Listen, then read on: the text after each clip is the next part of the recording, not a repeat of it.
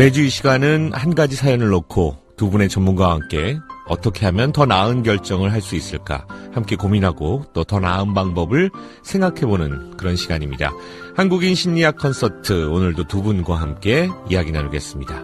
가정경영연구소의 강학중 소장님, 안녕하십니까? 네, 안녕하세요. 나우미 가족문화연구원의 김숙기 원장님, 안녕하세요. 안녕하세요.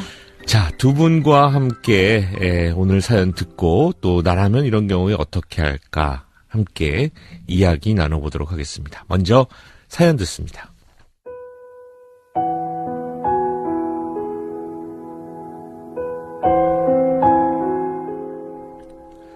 남편과의 사이에 두 아이를 두고 있고 어느새 결혼 10년 차에 접어들고 있습니다.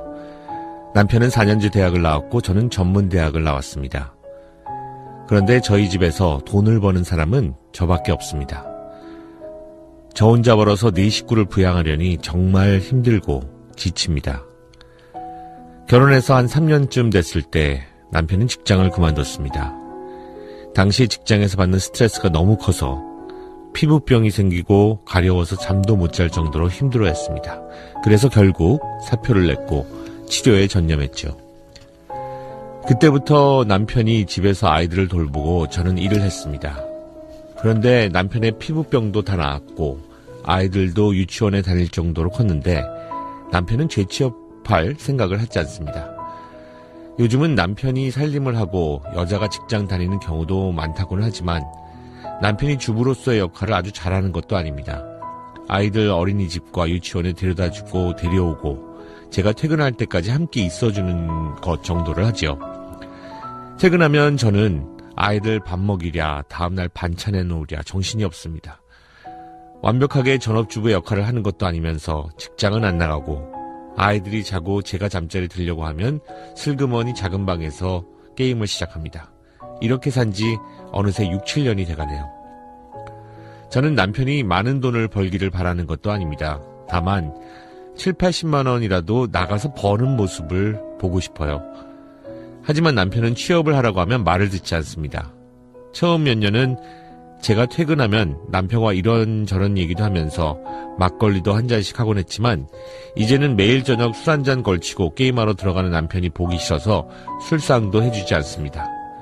그러다 보니 우리 부부 애들 얘기 말고는 거의 할 얘기도 없습니다. 남편은 친구도 거의 만나지 않습니다. 초등학교 동네 친구 한두 명 정도 1년에 두세 번 만나는 게 다입니다. 저렇게 좁은 세상에서 좁은 인간관계로 사는 남편을 보고 있으면 숨이 막힙니다. 언제까지 이렇게 살지? 참 막막합니다. 두 아이는 커가고 제 월급으로는 생활비도 매달 빠듯할 정도인데 남편은 취업할 생각을 안 하고 이러다 제가 아프기라도 하면 우리 집은 도대체 어떻게 살아갈지 걱정입니다. 제가 아파서 쓰러져야 정신을 차릴까요? 도대체 이런 사람은 어떻게 설득을 해야 할까요? 네, 취업을 안 하고 집에만 있으려고 하는 남편 때문에 이제 아내분이 지칠 만큼 지치신 것 같고요. 그래서 이렇게 사연까지 보내오셨습니다. 그 사연을 제가 읽으면서도 이분의 어떤 그 피곤함이 느껴지는 듯해서 안타깝네요. 네. 어떻게 설득을 할까요? 말씀드렸는데 참 설득을 해서 될 상황 같지는 않고 이게 6, 7년이 되면 이제 조금씩 굳어질까 봐 이제 좀 걱정되시는 것 같은데. 네네. 돈을 버는 모습보다도 벌려고 노력하는 모습이라도 좀 보여줬으면 좀 덜할 텐데. 네네. 참 많이 힘드시겠네요. 네. 그러게 말이에요. 6, 7년이면 이미 이분은 이렇게 사시는 게 좀 당연하게 생각할 것 같아요. 패턴이 딱 잡힌 네네네. 듯한. 예. 그래서 더 안타까운데 저는 미안한 좀 느낌이 드네요. 이 여성분한테. 네. 그러게 말이에요. 우리 모두가 좀 안타까운 마음이 느껴지는 그런 사연인데요. 자, 이 사연에 대해서 시민 여러분들은 어떤 반응을 보이셨는지 곽지연 리포터가 들어봤습니다. 너무 여자의 경제력만 의지한 거네. 그러니까 여자가 능력이 있으면은 남자가 능력이 없어지더라고. 그러니 그거를 갖다가 자기가 정신 차리지 않는 한 할 수 없는 거지 뭐. 우리가 어떻게 해. 남편이 집에서 살림이라도 잘하면은 여자가 벌어도 돼. 이건 어느 쪽 뭐 남자가 꼭 벌어야 되고 여자가 살림해야 되고 이런 게 없잖아 요새는. 그러면은 남자가 살림을 알뜰히 잘하면은 여자가 능력 있는 사람이 벌면 된다고 생각해 나는. 근데 이 남자는 게임만 한다니까 진짜 난감하네. 만약에 갑자기 부인이 아프다던가 이럴 때는 좀 정신 차리지 않을까? 이런 사람 고치기 힘들어. 아니면 절에 펜플스테이 보내 한 달 동안 하는 거. 아 남자. 우리 핸드폰 다 뺐거든. 그러면 저기 맞아. 못하게. 근데 그 사람이 가냐고. 그렇지 또 그게 문제. 본인들 같이 놀아요. 같이 맞대응하면 되지. 본인이 그 남자 보고 우리 같이 굶자 없으면 하면 되는 거지. 확실하게. 제가 보기에는 50% 이상은 괜찮지 않을까 생각해요. 왜냐면 먹을 게 없는데. 물론 극단적인 방법이 있지만. 맞불장도 괜찮아요. 기다려야 될 것 같은데 답답하죠. 아내가 열심히 일을 해서 반성하게 더 열심히 해서 얘기할 명분을 잘 만들어 놓고 남편을 설득하면은 좀 와닿지 않을까 싶어요. 미안한 마음이 들 정도로 오히려 더 엄청 열심히 일을 하면 될 것 같아요. 답이 없죠. 애기도 아빠가 맨날 그런 모습만 봤을 거 아니에요. 애기한테도 안 좋고 아이한테 아빠가 있어야 된다고 생각하면 그런 남편이라도 받아들이고 살아야죠. 글쎄요. 어떻게 해야 될까요? 설득이 아니고요. 대책이 없을 것 같네요. 그냥 차라리 그냥 한 2, 3년 하고 싶은 대로 놔두고 그 시간 동안에 뭔가 좀 느끼기를 바라는 것도 방법이지 않을까 싶은 생각도 좀 드네요. 지금 사연을 듣다 보니까 쉬 방법이 없으신 것 같아요. 다들 어떤 분은 정말로 그냥 놔둬라 하시는 분들도 있고 템플 스테이를 얘기를 하시는 분도 있고 아니면은 뭐 정말로 아예 그냥 딱 끊고 지금 다 굶어 죽자는 얘기인데 어떻게 한번 방법을 찾아보자. 특단의 대책을 이렇게 말씀하시는 분도 있고 다들 이게 쉽지 않아 보이는 거죠. 이렇게 다양한 의견이 나온다라는 거는 뾰족한 수가 없다는 얘기예요. 그러게 말이에요. 저도 그 생각이 딱 떨어지게 할 수 있는 게 없다라는 거죠, 사실은. 네네. 근데 이제 저는 조금 이제 이 사연을 들으면서 저는 어떤 생각을 한편으로는 들었냐면, 야, 대한민국의 그동안에 처자식을 먹여 살렸던 남성분들에 대한 생각을 조금 해봤어요. 왜냐하면 입장이 다를 뿐이지 사실은. 그동안에 어떻게 보면 남편들이 이제 맞벌이가 아니고 외벌이로 그냥 당연하게 묵묵히 열심히 벌어 먹여서 대한민국의 가정을 이제 다 많이 상당 부분 그렇게 이제 했기 때문에 남성들도 참 많이 힘들었겠다라는 생각을 좀 해봤어요, 저는. 그런 생각을 해주시니까 참 감사하네요. 한 번도 이런 불만 없이 당연하게 생각하면서. 근데 이제 그 시절에는 여성들이 뭐 전적으로 집안일하고 아이 키우는 일을 또 전담을 했기 때문에 그게 또 뭐 여성들의 애증도 있지만 저희들이 참 사례를 많이 들어보면요. 사연을 보내주시는 분 입장 관점에서 이 얘기지 상대방의 얘기를 들을 수가 없어요. 그죠? 그렇죠. 그러니까 사연 보내주시는 분이 거짓말을 했다는 게 아니라 지극히 자기중심적으로 왜곡이 될 수도 있거든요. 그렇죠. 그래서 저는 이 대목에서 남편은 과연 어땠을까? 피부병이 막 생겨서 가려워서 회사를 그만둘 정도로 지금은 이제 괜찮아진. 그러니까 신체적인 증상으로 나올 정도로 정신적인 스트레스가 어땠는지. 그때 당시는 얼마나 힘들었고 그때 기분은 또 어땠는지. 요즘은 또 어떤 고민이 있는지. 어떤 고충이 있는지. 그러니까 자꾸 지금 밖에 외출을 못하는 거는 사회적으로 경제적인 활동을 안 하는 남자를 조금만 낮춰보는 시선이 분명히 있거든요. 그렇죠. 친구들 만나기도 그렇고 너 뭐 하냐 했을 때 그리고 뭐 빠듯한 살림에 뭐 어디 친구들 만나서 차나 뭐 술이나 밥이나 한 그릇 먹을 수 있는 용돈도 충분하지 않을 것 같고 그래서 설득을 하려고 하진 마시고 그동안 해왔던 뭐 매일 술은 좀 곤란하지만 유일하게 남편하고의 대화의 끈을 갖고 있었는데 그것마저 지금 이제 중단하시면 안 되고요. 진짜 한번 날 잡아서 남편이 어떤 고충을 갖고 있는지 또 어떤 고민이 있는지 진짜 얘기를 좀 한번 하는 장을 좀 만들었으면 좋겠습니다. 저는 그 아까의 이야기와 약간 연장선인데 남편이 집에서 논 건 아니에요. 왜냐하면 지금 결혼한 지 3년 만에 회사를 그만두고 그때부터 집안일을 다 돌보기 시작을 했어요. 다만 이 아내가 봤을 때 좀 못마땅한 거예요. 성에 안 차는 것뿐이지 집에서 아이를 돌봤어요. 아이를. 왜냐하면 그때는 아기였을 거라고요. 네네. 그런데 지금 유치원까지의 그 기간이 걸린 거잖아요. 이제 유치원. 생각해보니까 뭐. 한번 생각해보세요. 한창 정말 가장 힘든 때에 또 아이를 봤네요. 예, 누군가 한 명은, 두 사람 중에 누군가 한 명은 이 아이를 어떻게 보면 케어를 해줘야 된다고요. 편안하게 직장 생활 할 수 있도록. 네네. 예. 그래서 남편이 집안일도 했죠. 살림했죠. 아이를 돌봤어요. 이게 결코 쉬운 게 아니라는 거를 좀 말씀드리고 싶어요. 물론 네네. 아내가 바라는 만큼 완벽하게는 못했을 거는 같아요. 네네. 뭐 하나 딱 부러지게 못하잖아.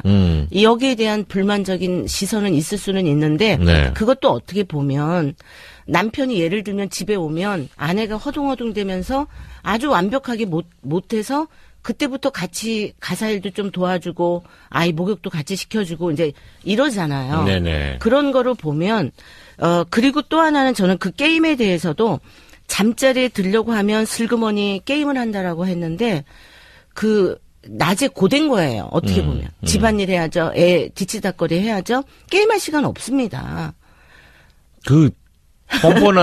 뻔뻔한 네. 남자들은 옆에서 하루 종일 일하고 와서 아이돌 보고 집안 청소하는 아내 옆에 두고 게임하는 그런 나쁜 사람들도 있거든요. 근데 이제 이 남편은 이제 그때 조금 자기도 스트레스가 있겠죠. 자기만의 이제 굴로 들어갈 시간이죠, 남자가. 그래서 이제 뭐 제가 무한정 이걸 다 허용하라는 게 아니고 우선은 남편을 무조건 부정적인 인식과 시각에서만 보지 말고 남편도 일조했다.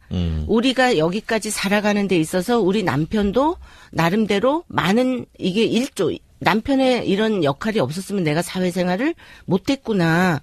이런 마음으로 시작해야 된다라고 저는 봐요. 네. 답답하고 정말 힘들어서 사연 보내주셨는데 자꾸 제가 남편 얘기만 하니까 사연 보내주신 분이 조금 좀 답답할 수도 있는데 이거는 문제를 풀기 위한 접근 방법의 차이입니다. 그러니까 내 중심적으로 보지 말고 남편과의 관계에서 오는 문제이기 때문에 왜 남편은 그런지 정말 성향이나 성격 자체가 그런 건지 아니면 막 끝까지 살아내려고 하는 생존 욕구가 좀 낮아서 그런 건지 여러 가지 이유를 좀 한번 짚어보자는 의미죠. 네.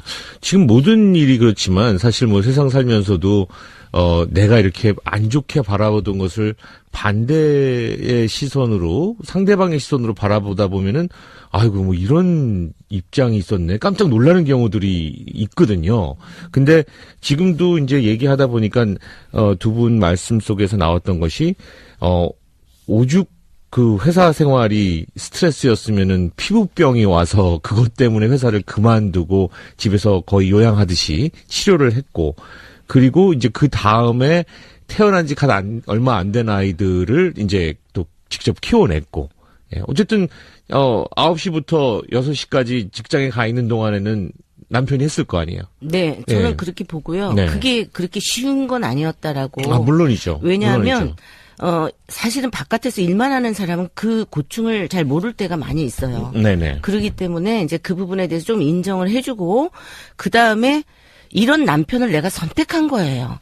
지금 어떻게 뜯어고치기는 어려워. 이 사람의 완전히 뼛속 깊은 어떤 성향, 기질 이런 거를 뜯어고치기는 어려워요. 그렇기 때문에 그 긍정적인 부분도 봐주면서 어떻게 보완을 할까를 생각을 하셔야 돼요. 이 남편을 이렇게 뜯어고쳐주세요. 이 사람이 변하지 않으면 안 돼요. 이렇게 되면 결국 그거는 이 가정을 그냥 해체해. 난 이 사람하고 못 살겠어요. 뿐이 안 나와요. 답이. 네. 근데 지금 이제 관계는 갈수록 시간이 지나면서 예전에는 정말 막걸리라도 한잔하면서 얘기라도 나누고 뭐 하다 보면은 뭐 서로 힘들었지라는 얘기라도 한마디도 나오고 이렇게 공감대를 쌓았을 텐데 지금 같은 경우에 이제 그것도 얄밉고 싫고 게임하고 있는 것 같고 집이 하루 종일 있고 나는 나가서 일하고 이렇게 돼버리니까 아내분이 그럴 마음이 안 들고 있는 것이고 남편 입장에서도 지금 내가 집에 있다고 이 자격지심에 분명히 또 대한민국 남자라면 또 그것 때문에 또 시달리고 있는 게 있을 거거든요. 내가 돈 못 번다고 나를 좀 우습게 보나 무시하나 그런 생각이 분명히 없지 않아 있을 겁니다. 그러니까 저는 오히려 이 사연 보내주신 분이 오히려 거꾸로 얄미워서 막걸리 하기 싫지만 정말 막걸리 그렇게 뭐 비싼 술은 아니니까요. 집에서 마시지 말고 밖으로 남편을 좀 끌어내세요. 아이 재우면. 그러니까 아까 말씀하셨다시피 결혼 3년에 남편이 직장을 그만뒀으면 첫 아이는 뭐 한 거죠. 두세 살 됐겠지만 둘째는 진짜 어렸거든요. 그러게요. 그 공로도 좀 치하해 주시고 내 마음에는 좀 안 들지만 그래도 이만큼 올 때까지 남자로서 참 힘들었다. 정말 고생했다는 좀 공로도 좀 치하하시고 그리고 뭐 가끔 둘째 아이가 뭐 어린이집이나 어디 보내면 점심시간 좀 넘어서 올 수도 있다면 남편을 점심시간에 자기 직장 근처로 좀 불러내는 거죠. 네. 그래서 점심 한 끼 먹으면서 그래서 계속 집에만 있게 하진 말고 빠듯한 살림이지만 용돈 조금 좀 줘서 이번에는 좀 친구 만나고 오라고 뭐 기회를 좀 준다든지. 네. 그래서 무조건 나가서 돈 벌라고 아니라 당신도 분명히 그런 욕구가 상대적으로 낮을진 모르지만 그런 벌고 싶은 욕구, 남들로부터 인정받고 싶은 어떤 욕구가 있을 텐데 내가 어떻게 하면 도와줄 수 있을지 이게 두 사람 문제로 접근을 하셔야지 무조건 얄밉다, 답답하다, 한심하다 이런 시선으로 보게 되면 남편은 훨씬 그 시선을 더 부정적으로 많이 받아들이는 거죠. 근데 안타까운 게요. 네. 지금 이 사연을 보면서 제가 아까 그 사연 끝내자마자 그 얘기했었잖아요. 그냥 사연 한 줄 한 줄에 이 그녀의 피로함이 네. 지친 마음이 느껴졌거든요. 얼마나 힘들겠어요. 그러니까 아내분도 사실은 우리가 이런저런 그 남편을 이해하려다 보니까 이런저런 얘기를 막 꺼내보는데 사실은 이 안에서 그 누구보다도 지친 거는 또 아내분이거든요. 그러니까 얼마나 네. 힘들겠냐고요. 네. 그러니까 그걸 몰라서 하는 얘기가 아니고요. 그렇죠. 너무너무 힘든 거는 맞고요. 그런데 이제 상대적으로 남성보다 아까 이제 양쪽이 다 잘 될 수는 없다고 봐. 저는 어떤 가정이든지 네.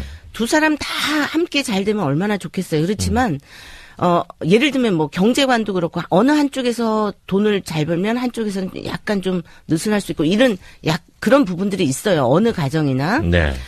그런데 저는 이제 이 부분이 남성보다 여성이 현실적으로 너무나 힘든 거는 왜냐하면 당연시되는 이 도식 때문에 그래요. 구조가. 그러니까 남자는 당연히 밖에 나와서 처자식 먹여 살려야 돼. 이런 생각을 여성들이 사실은 많은 부분에서 갖고 있어요. 네네. 당연한데 저 사람만 왜 저래? 이런 시각으로 보면 점점 더 미워지죠. 괘씸하죠. 네. 어떻게 저렇게 무책임할 수 있어? 이렇게 네. 생각할 수 있어요. 근데 사실은 무책임한 건 아니었어요. 일조를 한 거예요. 자기의 역할을 나름대로 역할을 나름대로는 했어. 다만 사회생활을 안 했거나 못했을 뿐이거든요. 그러면 이제 지금부터 준비를 좀 함께. 네. 이분도 지금은 취업해가지고 이제 일을 하고 있지만 뭔가 이제 남편한테 창업의 기회를 좀 주면서 좀 어떤 거를 취미와 모색해 보는 거죠. 네네네. 예. 잘할 수 있는 부분을 좀 찾아가지고 좀 배우게 하면서 본인도 이제 나중에는 조금 투입해가지고 함께 하면서 그런 가정들이 많아요, 생각보다.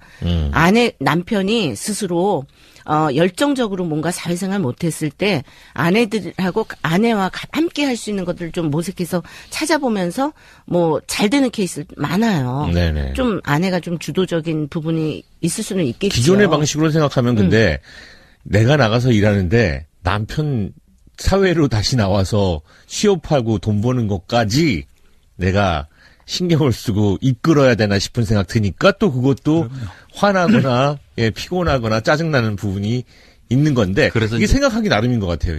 그래서 이제 한 가지 더 드릴 말씀은 돈은 내가 버니까 당신 집안일은 당연히 알아서 해. 이런 지시나 명령투가 아니고 내가 너무 힘드니까 아이들 밥 먹이는 거 집에서 하는 일을 좀 더 전적으로 부탁하는 거죠. 역할을 분담하는 거니까. 네. 그러니까 지금은 돈도 벌면서 또 퇴근하고 들어가면 집안일이 여자 몫이니까 더 많이 힘들고 네네. 이건 너무 억울하다. 공평하지 않다는 것 때문에 더 힘드신데 그 부분을 부드럽게 그죠? 기분 좀 좋을 때 막걸리 한잔 하면서 남편한테 부탁하는 식으로 좀 더 몫을 지어주는 거죠. 네. 이게 자기가 원하는 방식대로 상대방이 딱 자리 잡아서 움직여주는 거는 없는 거죠, 그러니까. 없어요. 이 세상에 아무도 없어요. 어떤 남자를 만나도 없어요, 그거는.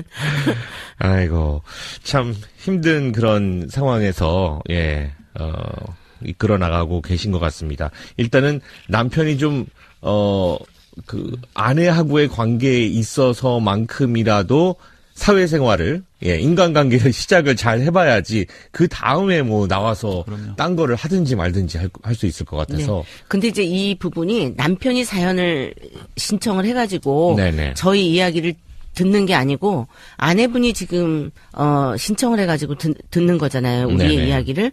그렇기 때문에 저는 우선은 기본적인 거는 관점의 전환을 먼저 한 다음에 그 다음에 이제 현실적인 거에 접근하면서 남편을 인정해주면서 바깥으로 끌어낼 수 있는 방법을 찾아라. 그 얘기를 드리고 싶은 거예요. 알겠습니다. 뭐 대한민국의 남성들이 직장 생활하면서 힘들었던 점들이 있는가 하면 이제 또 어떤 패턴이 그 아내분들이 나가서 이렇게 일하는 가정들도 참 많은 것 같고요. 그 안에서의 어려움들도 또 우리가 새롭게 맞이하는 그런 우리 사회 속의 문제들이 아닌가라는 생각을 새삼스럽게 하게 됐습니다.